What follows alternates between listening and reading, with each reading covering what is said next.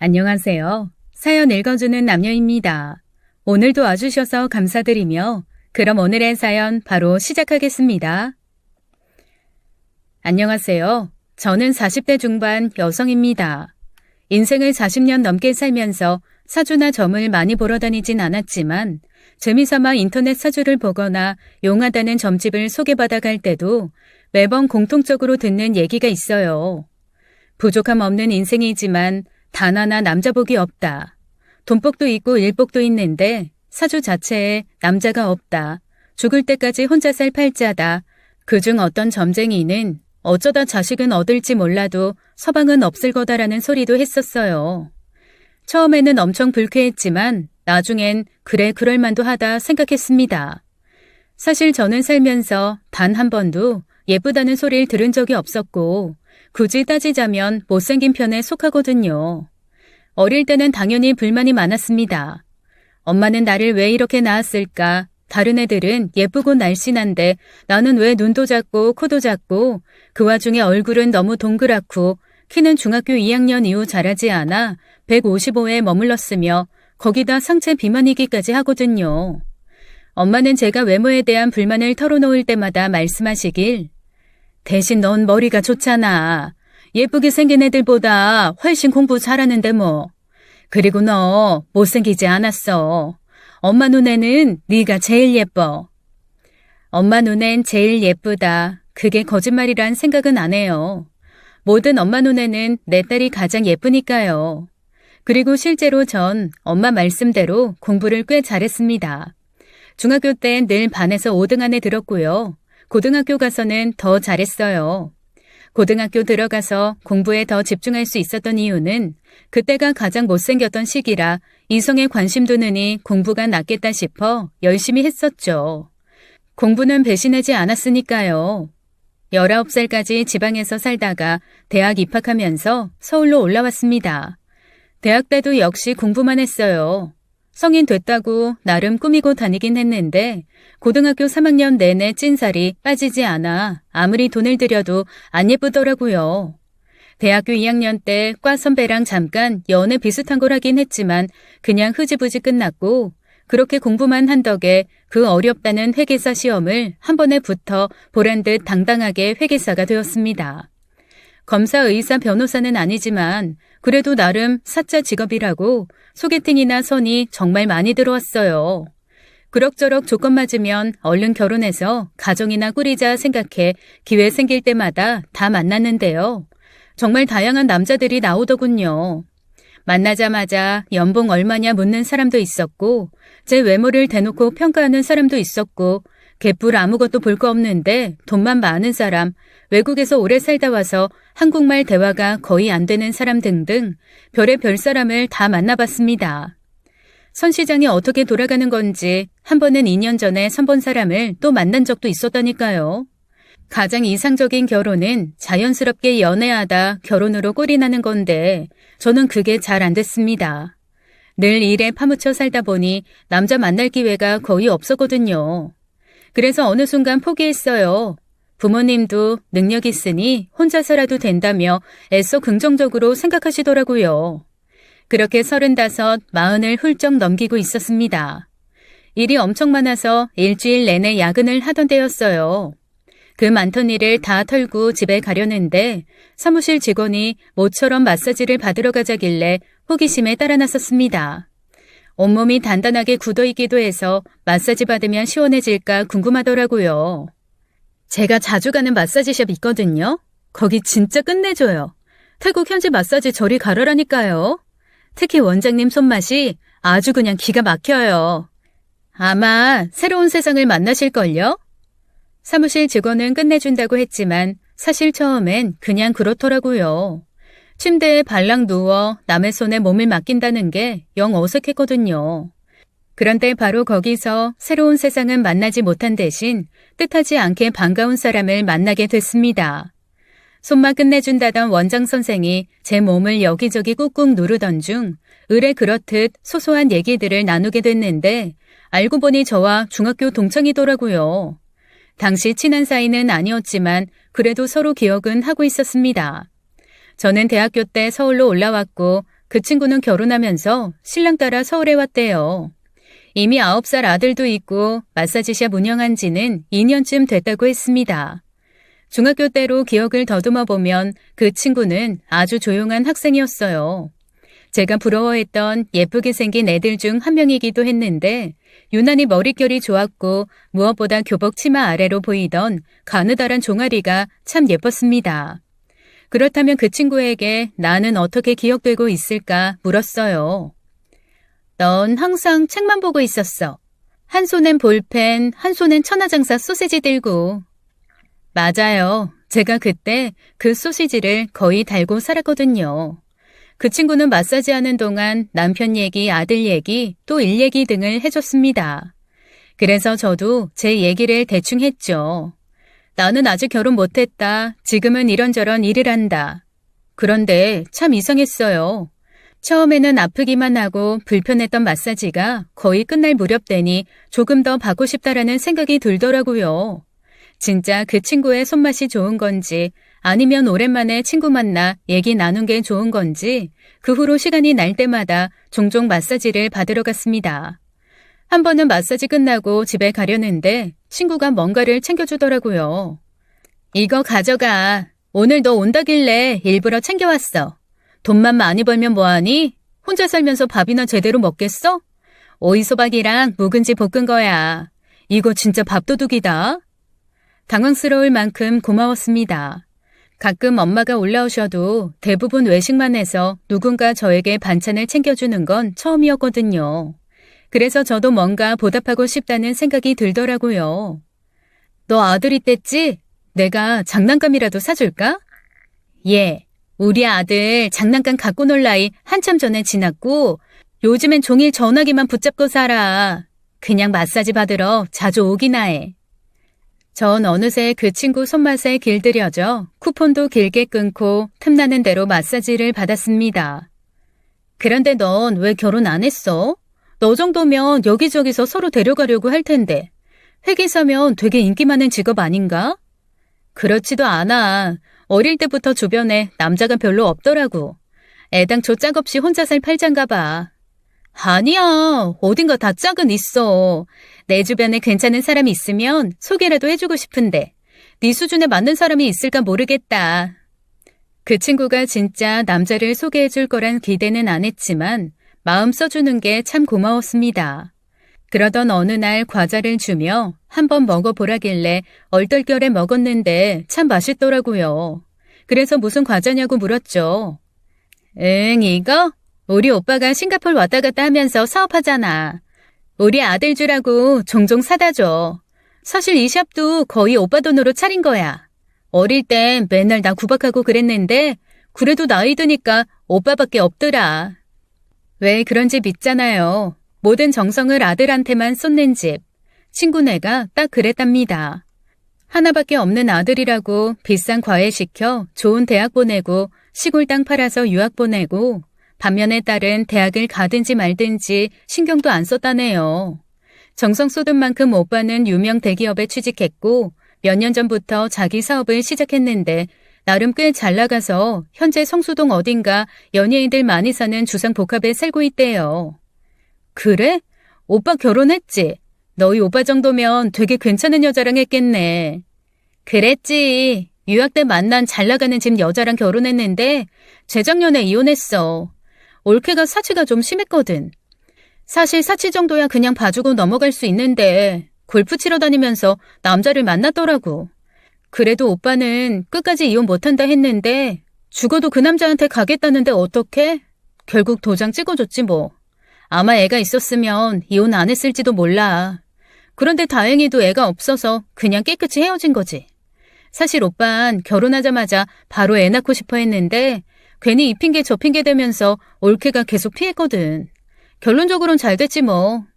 그래서 오빠가 유난히 우리 아들을 예뻐해. 제가 사실 결혼을 포기하긴 했지만 그래도 계속해서 선자리가 들어왔습니다. 그리고 저도 이제 나이가 많아서 언제부턴가는 상대가 총각이 아닌 이혼남, 사별남 등이었죠. 재혼시장 또한 참 다이나믹하더군요. 결혼하면 애엄마한테 가 있는 애를 데려올 수 있다며 만나자마자 빨리 결혼하자는 사람도 있었고, 아무리 나이 들어도 여자는 무조건 예뻐야 한다는 거지 같은 소리를 하는 사람도 있었고, 아시는 분이 자기랑 친한 변호사라면서 인물도 좋고 성품도 좋고 딸이 하나 있는데 일찌감치 외국으로 보내 부담 없을 거라며 만나보라길래 억지로 자리에 나갔는데 이 사람은 저를 붙잡고 종일 정치 얘기만 하는 거예요. 그 가운데 가장 기억에 남는 사람은 아내와 사별한 지 3년 된 대학 교수가 있었는데요. 좀 괜찮아 보이길래 다음에 또 보자 하고 두 번째 만나던 날 식사를 하자마자 다짜고짜 호텔에 가자더군요.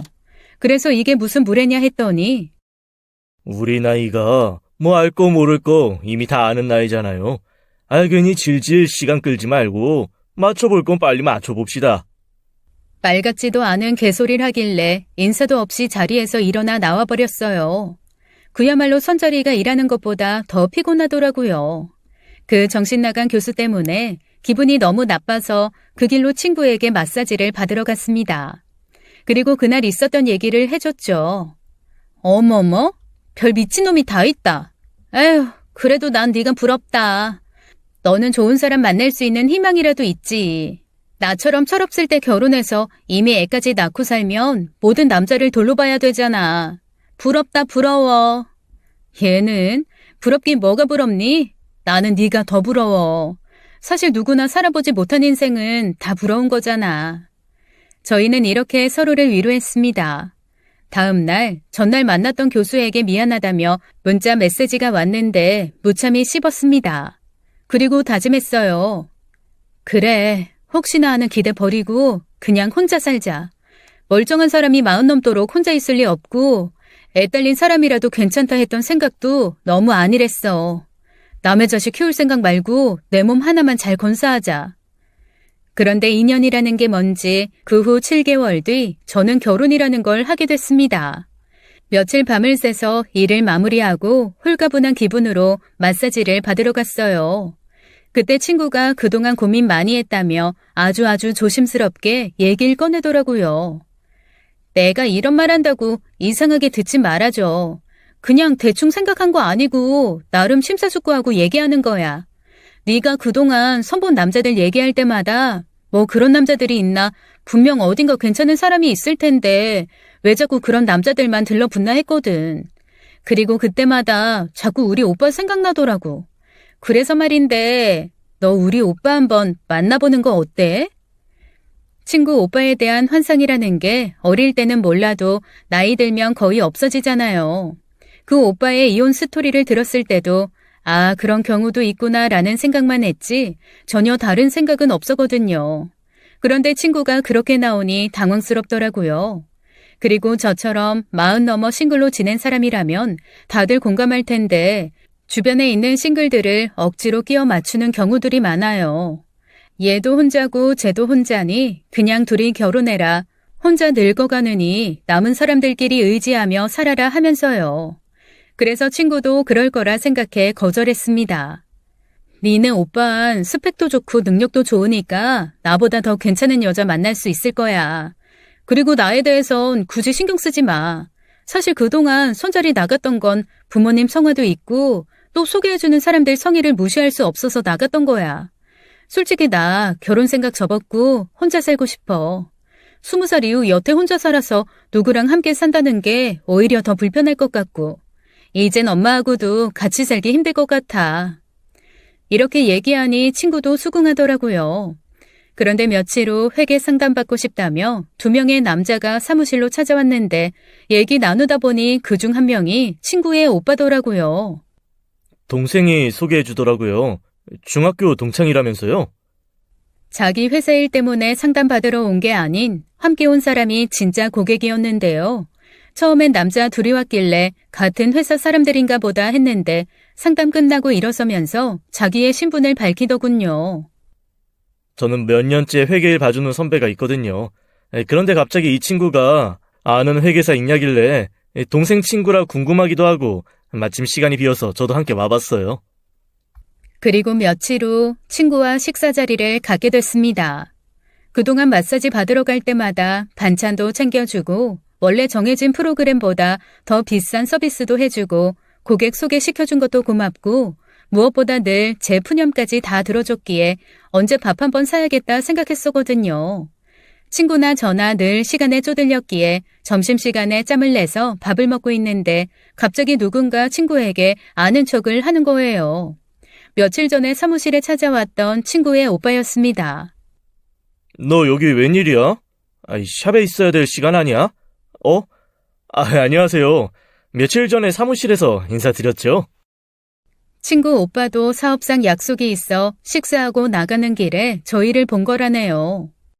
둘이 엄청 친한가 보다. 두 사람 다 엄청 바쁜 사람들인데 이렇게 따로 만나 식사까지 하고.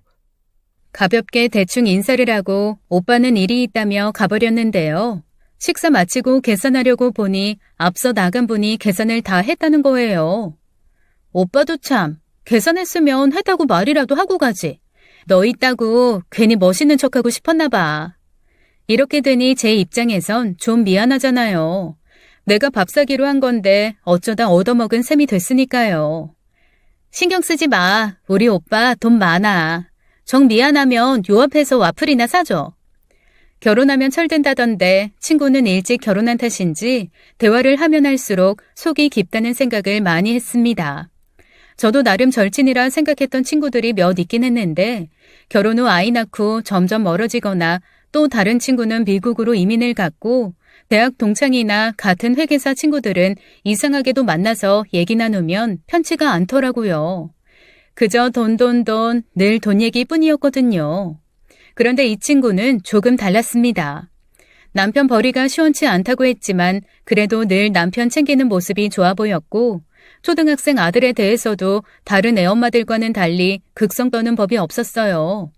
고향에 계시는 엄마는 늘 오빠 걱정뿐이고 어려서부터 항상 오빠에 밀려 차별받고 자랐지만 그래도 엄마를 살뜰히 챙기더라고요. 그에 비해 저는 부모님이 가끔 저 보겠다고 서울 올라오시는 것도 귀찮아했고 세종시에 사는 동생이 어떻게 지내는지 별로 관심조차 없었거든요. 그러다 보니 일이 피곤하고 스트레스 받는 날이면 늘 친구를 찾아가 마사지를 받았어요. 마사지보다는 조잘조잘 스스럼 없이 얘기 나눌 사람이 필요했으니까요.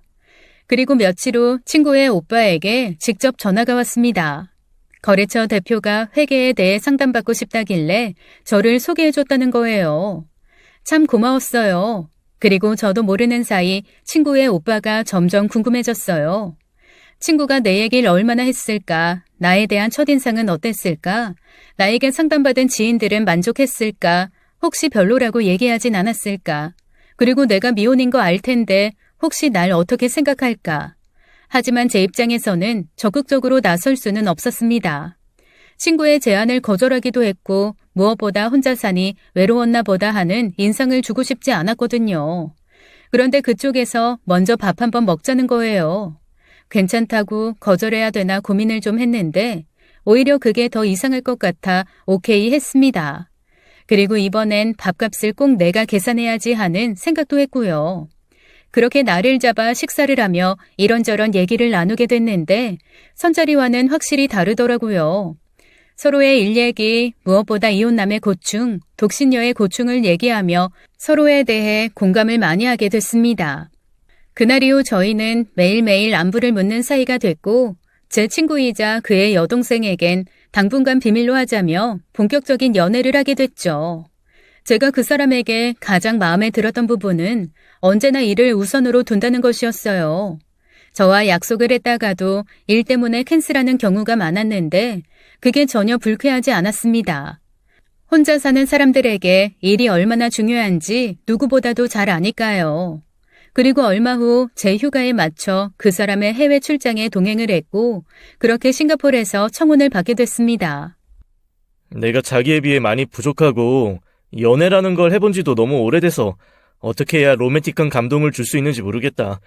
우리 둘 다 일밖에 모르는 사람이고 그래서 외롭다는 것도 모르고 살았을 텐데 어쩌면 일부러 외면하느라 일에 몰두했을 수도 있어.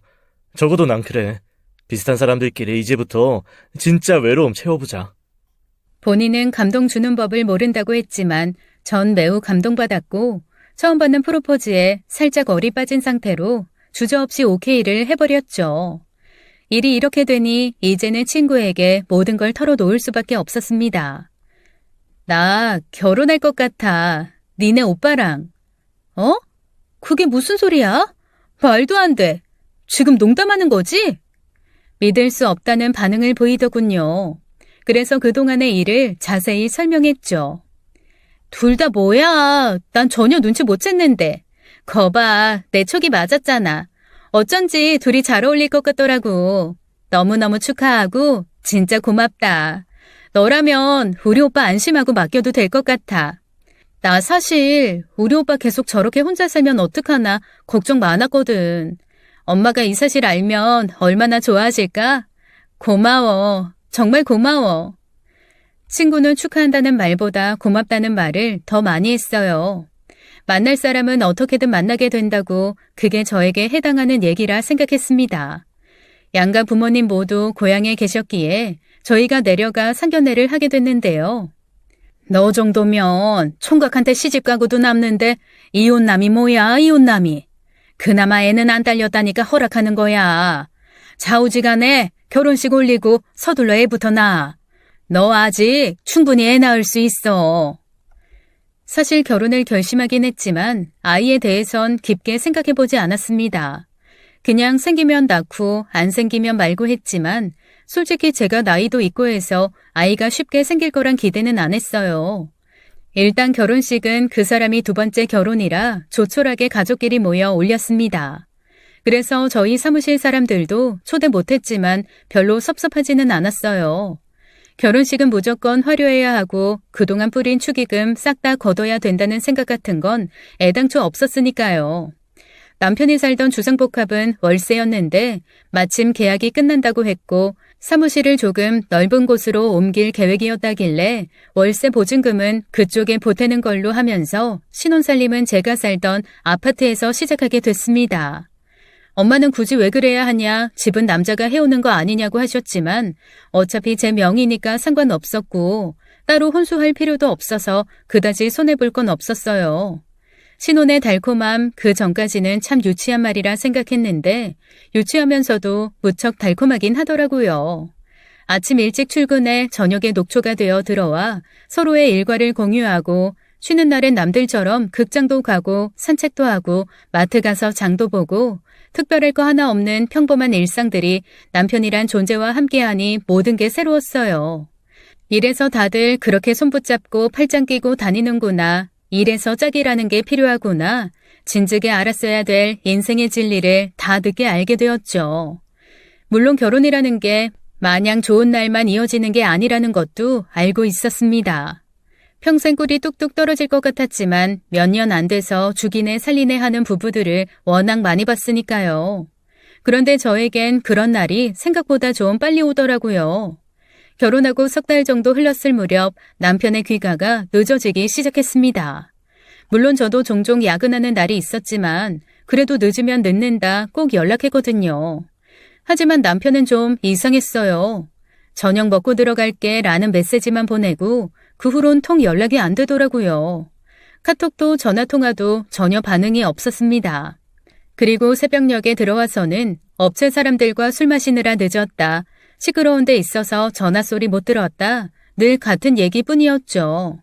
하지만 술 냄새는 거의 나지 않았습니다. 연애할 때부터 남편은 술을 거의 마시지 않았어요.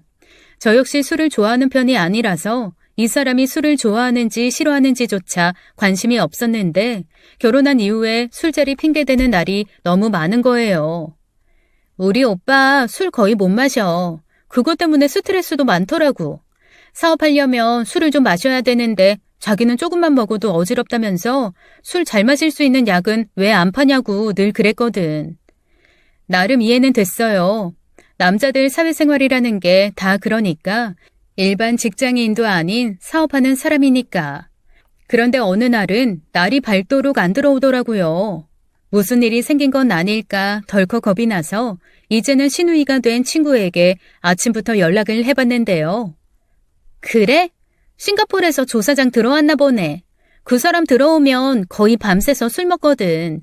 술도 꼭 2차, 3차까지 마시고 가라오케 갔다가 해장국까지 먹고 한국 들어오면 늘 그 코스대로 노는 사람이야.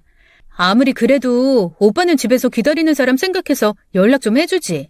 하여간 분명 조 실장이랑 있을 거니까 큰 걱정하지 마. 그리고 아침 7시쯤 됐을까 남편이 아주 초췌한 모습으로 들어왔습니다. 싱가포르에서 누가 들어왔어. 1년에 서너 번 들어오는데 이번에 연락도 없이 왔더라고. 미안해. 당신한테 전화해야지라고 생각은 했는데 어찌나 붙잡고 안 놔주는지 틈을 아예 안 주더라고. 나도 오랜만에 술을 너무 많이 마셔서 머리가 깨질 것 같아. 하지만 이번에도 남편에게선 술 냄새가 나지 않았고 운전까지 직접 해서 왔더군요.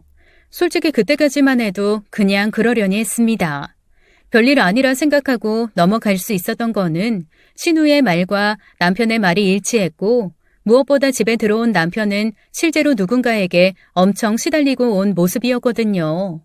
그리고 남편이 돈 얘기를 꺼내기 시작한 것도 그 무렵이었습니다.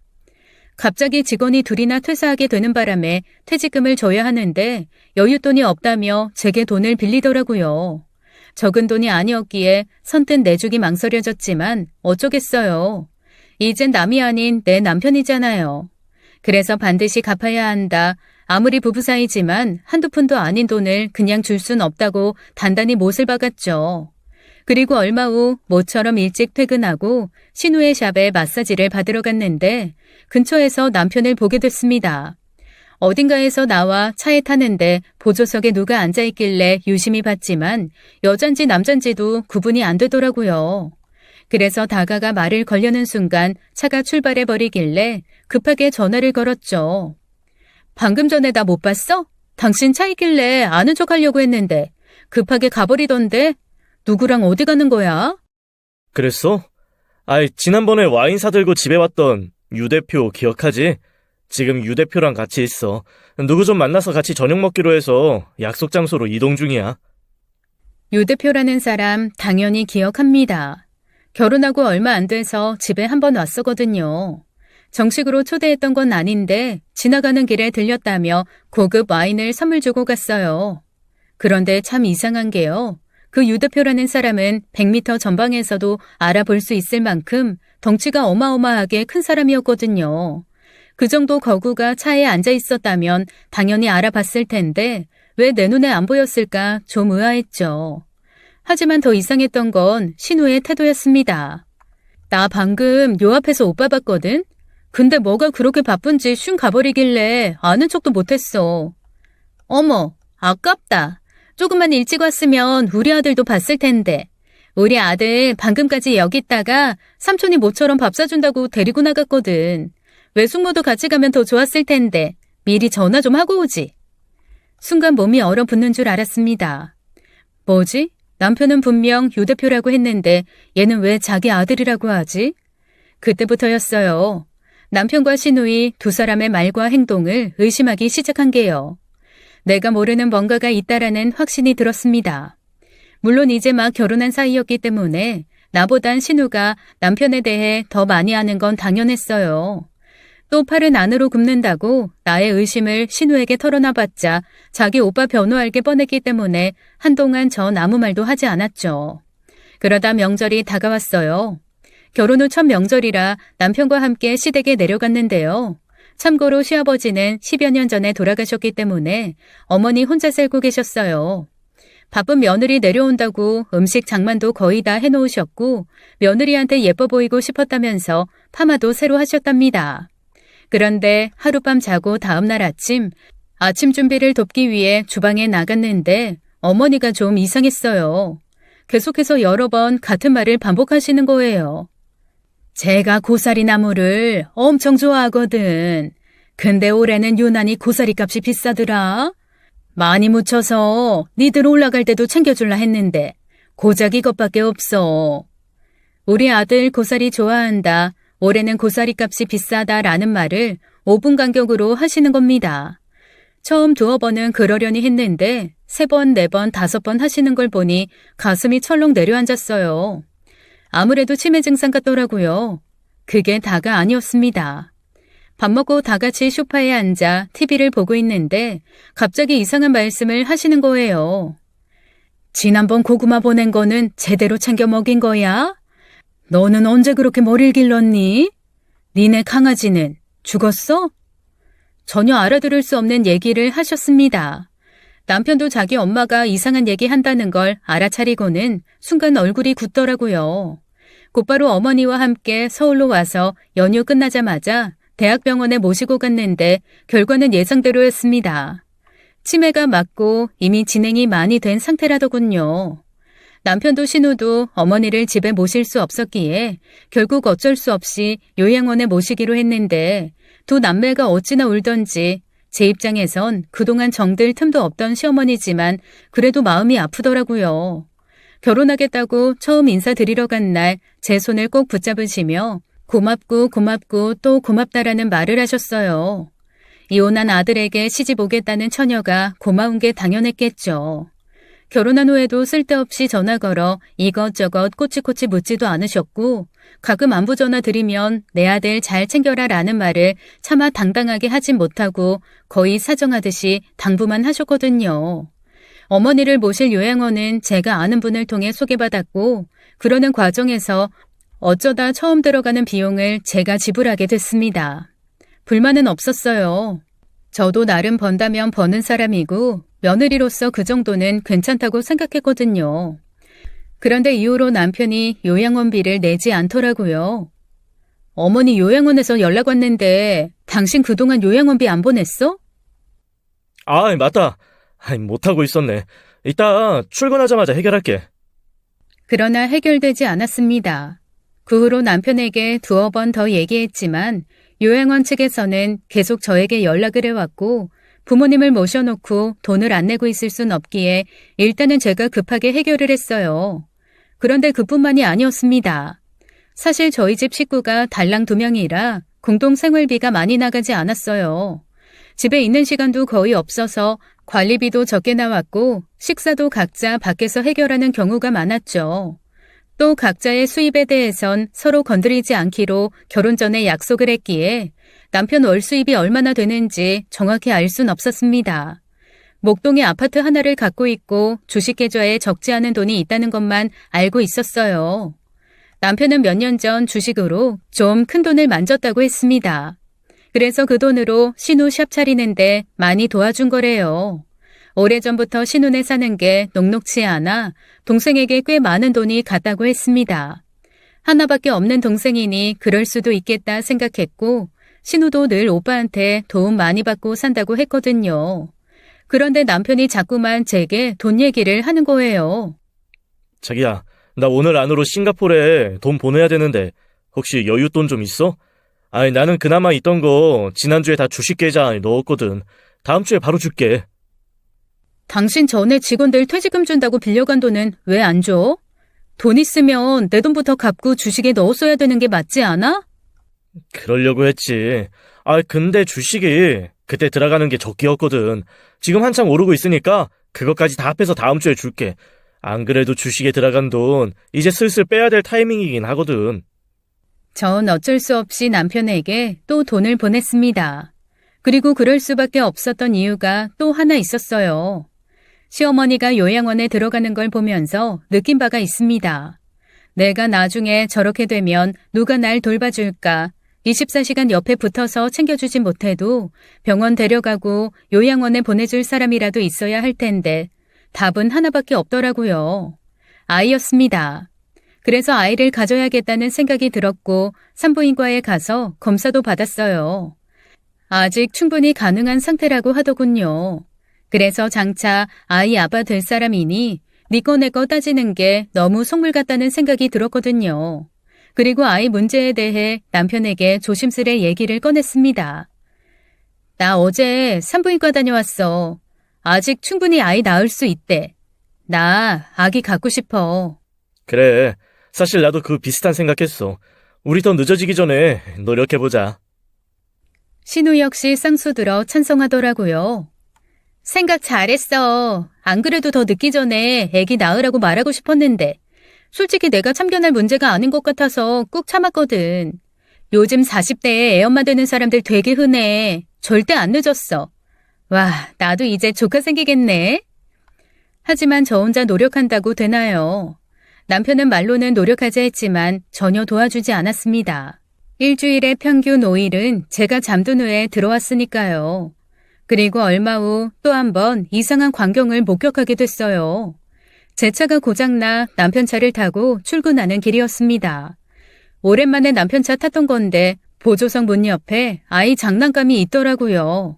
공룡 장난감이었습니다. 뭐야, 이 공룡은? 누구 거야? 아, 그거 지난번에 탔을 때 두고 내렸나 보네. 그놈이 워낙 공룡을 좋아하잖아. 그런 거 집에 여러 개 있을 테니까 뭐 버려도 될 거야. 남편이 말하는 건 신우의 아이, 다시 말해 조카였습니다. 하지만 이상했어요. 신우 아들은 이미 초등학교 3학년이라 공룡을 갖고 놀 나이는 지났고 남편 말이 사실이라면 꽤 오래전에 두고 내렸다는 건데 아무리 생각해도 뭔가 이상했습니다. 며칠 후 신우가 샵을 확장 이전한다길래 찾아가서 얘기 나누다 슬쩍 떠봤어요. 나는 애가 없어서 모르겠는데 슈퍼맨이 돌아왔다 이런 거 보면 남자애들은 다 공룡 좋아하던데 그걸 왜 좋아할까? 너희 아들도 공룡 좋아했어? 아니, 우리 아들은 좀 달랐어. 공룡에는 전혀 관심 없고 곤충에 꽂혀서 매일매일 놀이터 가서 개미 찾아다녔거든. 이쯤 되니 더 이상 가만히 있을 수만은 없었습니다. 남편이 바람난 건 아닌지 허튼 짓 하는 건 아닌지 일거수일투족 감시하는 여자들이 참 불쌍하다 생각했는데 저도 직접 그 상황이 되니 어쩔 수 없더라고요. 남편에게 저녁 약속 있어 늦을 거야 라는 메시지를 받은 날 일부러 2시간 후 전화를 걸었습니다. 역시나 안 받더군요. 카톡도 보냈죠. 한참이 지나도 일은 없어지질 않았어요. 그래서 신우에게 전화를 걸어 남편 흉보듯 푸념을 늘어놨습니다. 답답해서 전화했어. 이 사람 또 연락이 안 되네. 혹시 오늘 오빠랑 통화했어? 안 그래도 낮에 잠깐 통화했는데 요즘 회사가 좀 힘들어서 여기저기 사람 만나는 것 같더라. 오빠가 사람 만날 땐 전화기 아예 꺼놓는 경우도 있고 그러거든. 그나저나 요즘 사업 힘들다던데 뭐 들은 얘기 없어? 촉이라는 걸 무시할 순 없더라고요. 신우 말이 다 거짓말이라는 게 단박에 느껴졌거든요. 그래서 늦은 시간임에도 신우의 샵으로 달려갔습니다. 이 시간에 어쩐 일이야? 그냥 집에 있기 답답해서 와봤어. 샵 이전하느라 정리할 거 많을 텐데 내가 뭐 도와줄 건 없어? 그런 거 없어. 정리할 건 이미 다 했지. 근데 나 지금 마지막 손님 받아야 되거든. 금방 끝날 거니까 조금만 기다려줘. 사실 서둘러 신우 샵으로 간 건 그만한 이유가 있었어요. 신우가 손님방에 들어갈 때 늘 휴대폰을 카운터에 두고 가거든요. 그리고 전에 신우가 했던 얘기가 생각났습니다. 우리 아들이 시도 때도 없이 전화하거든. 마사지 하다 보면 손에 오일이 묻어서 패턴 푸는 게 귀찮더라고. 그래서 난 패턴 안 걸어놔. 그 말대로 진짜 안 걸어놨더라고요. 그렇게 전 판도라의 상자를 쉽게 열 수 있었죠. 상자 속에 든 실체는 그야말로 충격 그 자체였습니다. 신우와 남편 사이에 오고 간 카톡의 마지막 대화는 40분 전이었어요. 그러니까 제가 전화했던 바로 그 시점이었죠. 방금 나한테 전화 왔었어. 오빠 손님 만나는 중이라고 했으니까 그렇게 알고 있어. 그리고 내일까지 800 해주고 꼭. 손님 만나는 중이라고 했으니 그렇게 알고 있어라. 다시 말하면 손님 만나는 중이 아니라는 뜻이잖아요. 이어서 계속 읽었는데 돈 얘기를 참 많이도 나눴더군요. 그리고 눈에 꽂히는 반복되는 단어들. 목동, 비니 엄마, 돈이었어요. 손이 바들바들 떨리다 못해 심하게 흔들렸지만 그 내용들을 최대한 많이 제 휴대폰에 담으려 노력했습니다. 그리고 알게 됐죠. 제 결혼은 처음부터 설계된 일이었다는 걸요. 결론부터 얘기하자면 일종의 프로젝트였습니다. 정확히는 신우의 계략이었죠. 남편 차에 있던 공룡의 주인은 따로 있었는데 다름 아닌 남편의 아들이었습니다. 그래도 이혼한 건 사실이더군요. 애엄마가 키우고 있더라고요. 신우가 저를 우연히 만나게 된 후 제가 돈도 많이 벌고 싱글이란 걸 알게 되자 일부러 자기 오빠에게 붙여준 거였어요. 아이 양육비도 줘야 하고 신우네도 거의 남편 돈으로 먹고 사는 것 같은데 남편 사업은 점점 기울고 늘 돈에 쪼들려 힘들던 차에 제가 구세주처럼 짠 나타났던 거죠. 오빠, 걔 돈밖에 없는 애라니까. 무조건 내가 시키는 대로만 해. 하다 이런 메시지까지 있더군요. 그러니까 되짚어보자면 신우와 처음으로 식사할 때 우연히 남편을 만났던 것도 또 남편이 제 사무실로 친구를 데려와 상담을 받았던 것도 모두 신우의 계획 아래 진행된 일이었습니다. 싱가포르에서 받았던 청혼도 신우가 코치한 그대로였고 직원들 퇴직금 핑계대며 나에게 가져간 돈도 신우에게 갖고 하물며 시어머니 요양원비마저 일부러 안 냈다는 정황이 담긴 카톡도 있더라고요. 그 사람 뭐든 연체되는 거 못 견디는 사람이니까 이미 알아서 냈을 거야. 꼴의 남편이라고 저에 대해 잘 알고 있긴 하더군요. 샵 근처에서 남편을 목격한 날, 그날은 빈이라는 아이를 데리고 샵에 들렀다가 가는 길이었는데 생각지도 못하게 제 눈에 띄게 되었고 남편은 대충 유 대표 핑계를 댔지만 신우는 얼떨결에 자기 아들 핑계를 댔던 거였어요. 일주일에 여러 번 아들을 만나러 갔고 그때마다 연락이 안 됐던 거였습니다. 침착하자 여러 번 깊은 심호흡을 했어요. 잠시 후 신우가 나오더군요. 아, 이제 끝났다. 단골들한테 가게 이전한다고 일일이 설명하는 것도 힘드네. 그나저나 나 가게 이전하면 뭐 해줄 거야? 공기청정기 한 대만 해줘. 미친년. 아주 신났네. 집으로 돌아와 곰곰이 생각해봤습니다. 이제 어떻게 해야 되나 덫에 걸린 게 분명한데 여기서 어떻게 빠져나가야 되나. 그날 밤 남편이 들어와 제 앞에서 쭈뼛쭈뼛 대더군요. 이유는 뻔했습니다. 신우의 카톡 마지막 줄 내일까지 800 해주고 아마도 그 800 얘기를 꺼내려 했겠죠. 하지만 선수는 제가 먼저 쳤어요. 당신 왜 내 돈 안 줘? 당신이 샀다던 그 주식 엄청 올랐던데? 얼른 정리해서 이번 주 내로 입금해줘. 이렇게 말하고 남편의 대답도 듣기 전에 방으로 들어와 누웠어요. 다음 날 출근하자마자 신우에게 톡을 보냈습니다. 공기청정기 필요하댔지? 어디로 보내면 될까? 그런데 아가씨가 나한테 가져간 돈은 언제 줄 거야? 계산해보니까 총 2,400이던데. 그 돈 서둘러 갚아주면 좋겠어. 이제와 얘기지만 사실 그동안 100, 200, 300씩 제 돈을 야금야금 가져가서 썼거든요. 1시간 후 신우에게 답장이 왔습니다. 청정기는 안 보내줘도 돼. 그런데 내가 가게 이전하는 것 때문에 요즘 돈이 없는데 어떡하지? 조금만 기다려주세요. 하지만 기다릴 수 없었습니다. 그럴 이유가 없으니까요. 그래서 그날 저녁에 샵에 들러 또 돈 달라는 소리를 했어요. 아까 말했잖아. 가게 이전하는 것 때문에 돈 없다고. 근데 갑자기 왜? 올케는 급하게 돈 들어갈 데 없잖아. 급하게 들어갈 데 없는 돈이지만 엄연히 내 돈이잖아. 그리고 말이 나와서 말인데 어머니 요양원비는 왜 자꾸 밀리는 거야? 아가씨도 그렇고 그 사람도 그렇고 아들이든 딸이든 둘 중 한 명은 책임지고 내야지. 왜 며느리인 내가 내게 해? 난감해 하더군요. 당연히 할 말이 없겠죠. 제가 예고도 없이 느닷없는 팩트 폭행을 때렸으니까요. 잠시 정적이 흘렀지만 제 귀에는 신우의 머리 굴리는 소리가 들려왔습니다. 잠시 후 기껏 한다는 말이 참 우습더군요. 혹시 오빠랑 싸웠어? 으이구, 드디어 부부싸움이란 거 했나 보네. 하긴 이제 슬슬 그런 거 할 때다. 그치? 부부싸움 하지 않았어. 하지만 니네 오빠랑은 그만 살까 싶네. 아무리 생각해도 혼자 사는 게 편한 것 같아. 신우는 어떻게든 대충 넘겨보려 했겠지만 전 말려들지 않았습니다. 제가 집에 도착했을 때쯤엔 신우가 자기 오빠에게 이런 얘기를 전달했을 거고 아니나 다를까 그날 남편이 일찍 들어왔길래 웃으면서 말했어요. 자기야, 예전부터 궁금했는데 목동 아파트 자기 명의는 맞아? 어? 아이, 갑자기 그게 무슨 소리야? 혹시 이혼하면서 애엄마한테 뺏긴 건 아닌가 싶어서. 순간 남편의 얼굴 표정이 궁금했는데 차마 못 보겠더라고요. 그저 아무 말도 못하고 서 있던 남편이 마냥 불쌍하단 생각이 들었습니다. 하지만 아니다 이러지 말자 자꾸 불쌍하단 생각하면 나만 바보 된다 다짐하면서 계속 물었어요. 비니 걔는 몇 살이야? 아직 많이 어린가? 아빠를 자주 찾나 보네. 제 입에서 비니라는 말까지 나왔으니 남편도 더 이상은 숨길 수 없다는 걸 알았나 봅니다. 모든 걸 체념한 듯 소파에 털썩 앉더군요. 그리고 어떻게 알았냐라고 물을 줄 알았는데 입을 열고 처음 한다는 소리는 참 의외였어요. 비니가 날 찾는 게 아니야. 내가 보고 싶어서 가는 거야. 내 아들이니까.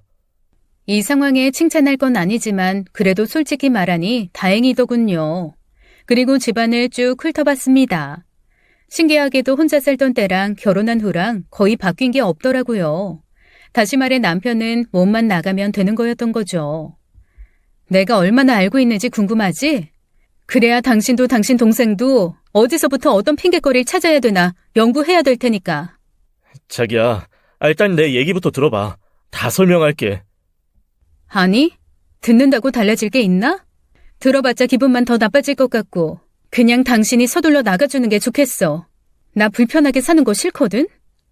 아무 말도 못하고 고개만 푹 숙이고 있던 남편을 보고 방으로 들어왔는데 아침에 일어나니 이미 나가고 없더군요. 그리고 전 신우에게 또 메시지를 보냈습니다. 오빠한테 얘기 다 들었을 테니까 긴 말 안 할게. 이번 주까지 돈 보내줘. 메시지를 보내고 10초도 안 돼서 곧바로 전화가 오더군요. 올케가 얼마나 어디까지 알고 있는지 모르지만 일단 오해부터 풀자. 오빠한테 애 있다는 거 숨긴 건 솔직히 널 놓치고 싶지 않아서 그랬던 거야. 내 맘 알지? 알지. 당연히 놓치고 싶지 않았겠지. 너희 남매한테 유일한 돈줄이었을 테니까. 아니야. 무슨 말을 그렇게 해. 그런 게 아니고. 일단 내가 할 얘긴 다 했고 오빠한테 내 집에 있는 짐 서둘러 빼달라고 해줘. 아니면 네가 와서 직접 빼가든지. 그날 하루 종일 신우의 전화가 걸려왔지만 받지 않았습니다.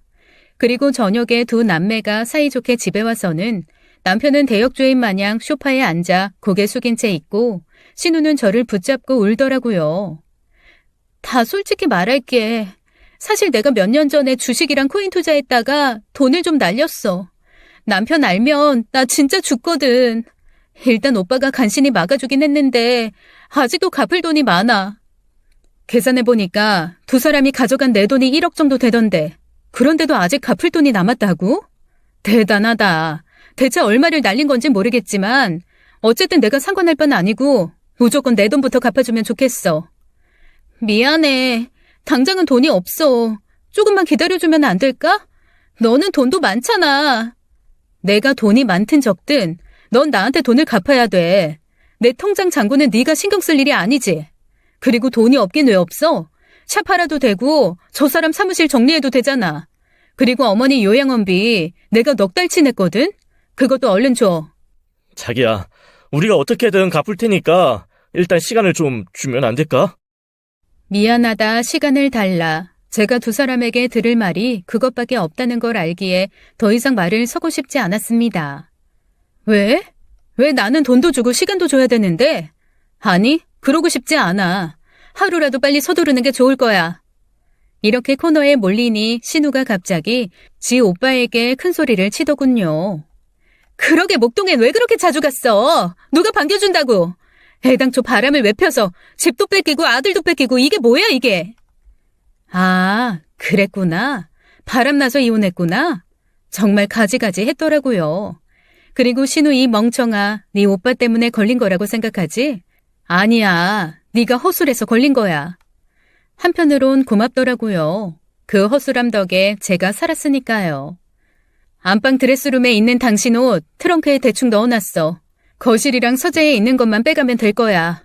둘이 알아서 챙겨가. 저는 방으로 들어와 방문을 잠궜습니다. 밖에서 둘이 다투는 소리와 신우의 울음소리가 들렸지만 나가진 않았어요. 물론 제 속도 말이 아니었기에 화장실에 들어가 샤워를 했습니다. 저도 모르게 눈물이 막 쏟아지더라고요. 생각해보니 신우만 허술했던 게 아니었어요. 진짜 허술했던 건 저였던 거죠. 늘 꼿꼿이 앞만 보고 살았는데, 늘 당당하고 자신감 넘쳤는데 그깟 외로움 따위가 뭐라고 바보처럼 홀랑 넘어갔을까. 친구 없고 남편 없이도 잘 살아왔고 일 열심히 하면서 항상 보람 느끼고 살았는데 뭐 때문에 한순간에 처참히 무너졌을까. 남자 복 없다면 그냥 없는 대로 살걸. 그 대신 다른 복은 차고 넘쳤는데 왜 다 채우려 했을까. 자책감이 말도 못하게 밀려오더라고요. 빨개 벗은 상태로 밖으로 나가 소리치고 싶었습니다. 니들이 뭔데 날 갖고 놀았냐고. 내가 그렇게 병신처럼 보였냐고. 그러나 문제는 늘 감정을 앞세울 때 생기잖아요. 연애 감정 앞세워 일이 이렇게 됐으니 이번엔 어떻게든 어금니를 악물고 참았습니다. 두어 시간 후 두 사람이 나가는 문소리가 들리길래 조심스레 밖으로 나갔어요. 텅 비어있는 거실, 이건 쓸쓸함이 아닌 홀가분이다. 다시 한번 애써 마음을 다잡았습니다. 밤사이 남편과 신우에게 메시지가 도착해 있었어요. 용서해줘. 나 앞으로 목동도 안 가고 정말 잘할게. 나 당신 좋아했던 거 거짓말 아니야. 당신과 나 사이에 아이도 갖고 싶고 일도 최대한 잘 해결할게. 부탁이야. 조금만 기다려줘. 남편의 메시지에선 진심이 느껴지긴 했습니다. 하지만 신우의 메시지는 조금 다르더라고요. 우리 가족이잖아. 굳이 이렇게까지 매몰찰 필요 없잖아. 그리고 난 그렇다 쳐도 부부 사이의 돈거래는 문제될 거 없지 않니? 그치. 부부 사이 돈거래는 그럴 수 있지. 하지만 신우가 모르는 게 있었어요. 그래서 그게 뭔지 답장을 보내 알려주었습니다. 네 말이 맞아. 부부 사이 돈거래는 크게 문제될 게 없어. 그런데 어쩌지? 그 사람하고 나 법적으로 부부가 아닌데. 사실 제가 아이를 갖자 마음먹고 남편에게 혼인신고를 하자고 재촉했었어요. 그런데 이상하게도 남편이 계속 미루더군요. 그때는 그냥 바빠서 그런가 보다 했는데 이제 생각해보니 알겠더라고요. 호적에 올라가 있는 아들 때문에 미뤘던 거구나. 이 문제에 대해 신우가 남편에게 보낸 카톡 내용도 있었습니다. 빨리 애기부터 만들어. 그래야 발목을 잡지. 나이 들어 간신히 애 낳았는데 빈이 있다고 설마 이혼하겠어? 아찔했습니다. 진짜 애라도 생겼으면 어쩔 뻔했나 싶더라고요. 결론적으로 이렇게 혼인신고를 미룬 덕에 남편과 저는 서류상 명백한 남이었던 거죠. 다시 말해 그동안 오간 돈은 부부가 증여가 아닌 분명 빚인 겁니다. 어떻게든 피해보고 싶어 머리를 썼겠으나 발등에 불 떨어진 걸 알게 된 신우는 가만히 있지 않았어요. 저보다 먼저 사무실에 도착해 저를 기다리고 있더군요. 그때 저를 보던 눈빛은 미안함의 눈빛이 아닌 바락의 눈빛이었어요. 그래서? 뭐 어쩌자는 거야? 돈 없다니까? 네가 뭘 얼마나 알고 있는지 모르겠지만 우린 잘못이 없어. 그냥 힘들다 쪼들린다 했던 것뿐인데 네 맘대로 준 거잖아. 우리가 네 돈을 뺏었니? 힘으로 뺏은 건 아니지만 머리 굴려 뺏은 건 맞잖아. 아니야? 머리를 굴리다니. 우리가 뭐? 이쯤 되니 끝까지 발악하는 신우에게 현실을 정확히 알려줄 필요가 있었습니다. 네가 잘 모르나 본데 마사지 하느라 손에 오일이 묻어서 패턴 풀기 귀찮다고 했지? 넌 그깟 오일보다 더 중요한 걸 놓친 거야. 전 남편과 신우의 카톡 내용을 출력해둔 종이를 건넸습니다. 변호사 만나러 가기 위해 미리 준비해두었거든요. 갖고 가서 손님 없는 시간에 쭉 읽어봐. 나도 두어 번 정독했는데 나름 재밌더라. 남매 사이가 어찌나 돈독하든지. 자, 이제 내 패는 다 깠으니까 너도 고민 좀 해봐. 해결 방법이 있을까 모르겠다. 혼인신고는 안 했지만 분명 식도 올리고 같이 살았잖아. 그러면 오빠랑 너 사실혼 관계 아니야? 그것도 부부인 거잖아. 내가 회계사라고 주변에 회계사만 있을 것 같니? 변호사, 판사, 검사 다 있어. 물론 너도 돈 쓰면 변호사 정도 만날 수 있겠지. 일단 만나서 상담 받아봐.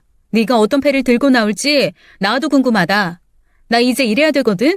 그만 가줄래? 읍소도 바락도 먹히지 않을 걸 인식한 신우는 손을 바르르 떨며 일어나 나가더군요. 얼마 후 신우에게 카톡이 왔습니다. 오늘 내용 증명 받았어. 샵 내놓긴 했는데 언제 나갈진 모르겠다. 나가는 대로 네 돈부터 갚을게. 오빠도 사무실 정리하기로 했는데 지금은 고시원에 있거든. 오빠가 널 좋아한 건 사실이야. 난 용서하지 못한다고 해도 오빠만은 용서해줘. 신우의 말을 어디까지 믿어야 될지 몰랐지만 그게 중요한 건 아니었어요. 전 그냥 조용히 계좌 번호만 보냈습니다. 며칠 후 요양원에서도 연락이 왔어요. 어머니가 퇴원했다고요. 신우가 모시고 나간 건지 남편이 모신 건지는 모르지만 어머니 생각하니 마음은 좀 아팠습니다. 그리고 오늘 오전에 남편으로부터 메시지가 왔어요. 방금 전에 돈 보냈어. 돈이 조금 모자랄 건데 남은 돈도 서두를게. 미안하다는 말 해봤자라는 거 아는데 그래도 미안해. 건강 잘 챙겨. 입금 내역을 확인했더니 딱 신우에게 받을 돈이 모자랐습니다. 그러니까 남은 돈도 서두를게라는 말은 동생 돈도 자기가 갚을 거라는 뜻인 거죠. 불쌍한 사람. 남편이 보낸 메시지를 한참 보다가 당신도 건강 잘 챙겨라고 답장을 보내려다 참았습니다. 내가 해야 될 일은 결혼 정리가 아닌 남은 돈까지 무사히 받는 거니까요. 그리고 자리에 앉아 눈앞에 쌓인 일들을 보며 깨달았어요. 한때 사랑이란 것에 취했지만 이게 원래 내 모습이구나. 결국 인생에 남자복 없다는 걸 돌고 돌아 확인한 셈인데 그 쓸데없는 사실을 참 비싼 돈 주고 배우게 됐네요. 변호사 말로는 어쩌면 신우에게도 남편에게도 위자료 청구가 가능하다고 합니다.